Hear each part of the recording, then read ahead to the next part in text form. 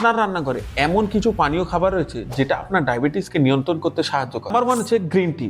Green tea শুধুমাত্র পানীয় নয়, গ্রিন টির মধ্যে রয়েছে এমন কিছু অ্যান্টিঅক্সিডেন্ট যেটা আপনার ইনসুলিনকে ভালোভাবে কাজ করতে সাহায্য করে। আর দ্বিতীয় হচ্ছে ডাবের জল। ডাবের জলের মধ্যে রয়েছে প্রাকৃতিক শর্করা যেটা আমাদের শরীরে ধীরে ধীরে শোষিত হয় আর ব্লাড গ্লুকোজকে ইনক্রিজ হতে দেয় না। আর তৃতীয় হচ্ছে মেথি দানা। ওভারনাইট সোক করা মেথি দানার জলকে যদি আপনি খালি পেটে খান তাহলে আপনার ব্লাড গ্লুকোজকে কন্ট্রোল করতে অনেকাংশেই সাহায্য করে। 4 নম্বর হচ্ছে দারুচিনি চা।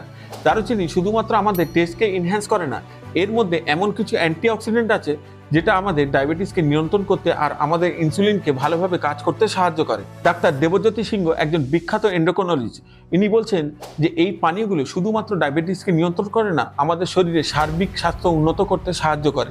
শুধুমাত্র এই পানীয়গুলি ডায়াবেটিসের একমাত্র সমাধান নয়।